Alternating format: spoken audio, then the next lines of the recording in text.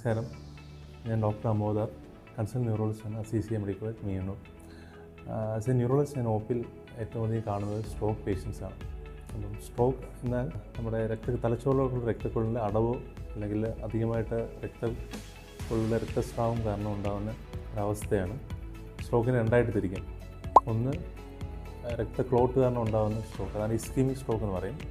രണ്ടാമതായിട്ട് വരുന്നത് haemorrhagic stroke, അതായത് രക്തക്കുഴലിലെ പൊട്ടൽ കാരണം ബ്ലീഡിങ് ഉണ്ടായിട്ടുള്ള അവസ്ഥയാണ്. അപ്പം സ്ട്രോക്ക് എങ്ങനെ ഐഡൻറ്റിഫൈ ചെയ്യാം? സ്ട്രോക്കിനെ നമ്മളൊരു BFAST എന്നൊരു നെമോണിക് വെച്ച് ഐഡൻറ്റിഫൈ ചെയ്യാം. BFASTൽ B for ബാലൻസ്, പേഷ്യൻ്റ് നടക്കാനുള്ളൊരു ബുദ്ധിമുട്ട്, നടക്കുമ്പോൾ ഇംബാലൻസ് വരും. ഈ പ്രോബ്ലംസാണ്.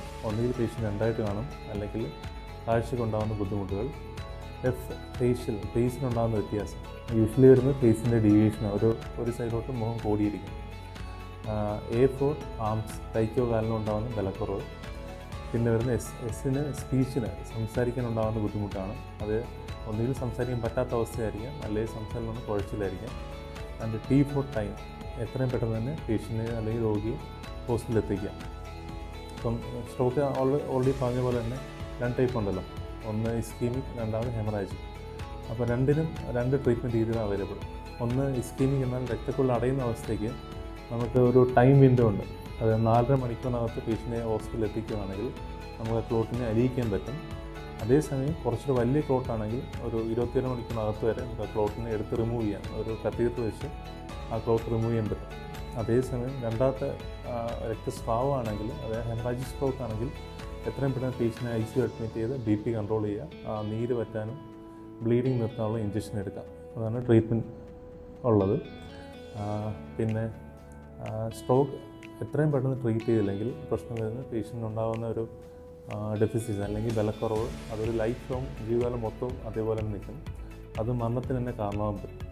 പിന്നെ നിലവിൽ നമ്മുടെ CCAയിൽ സ്ട്രോക്കിനായിട്ടുള്ള എല്ലാ ട്രീറ്റ്മെൻറ്റ് രീതികളും അവൈലബിൾ ആണ്. ഈ പറഞ്ഞ രണ്ട് ട്രീറ്റ്മെൻറ്റ്, ത്രോംബലൈസ് ആണെങ്കിലും ത്രോംബെക്ടമി, അതായത് ക്ലോട്ട് റിമൂവ് ചെയ്യുന്ന അവസ്ഥ ട്രീറ്റ്മെൻറ്റ് ആണെങ്കിലും അവൈലബിൾ ആണ്.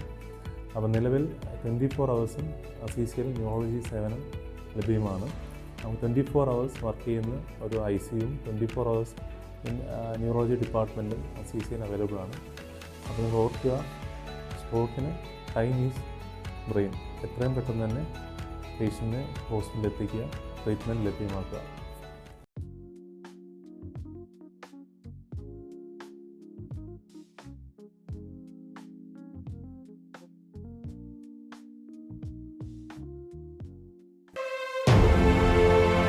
Azizia Medical College Hospital, Myanmar, Kolang.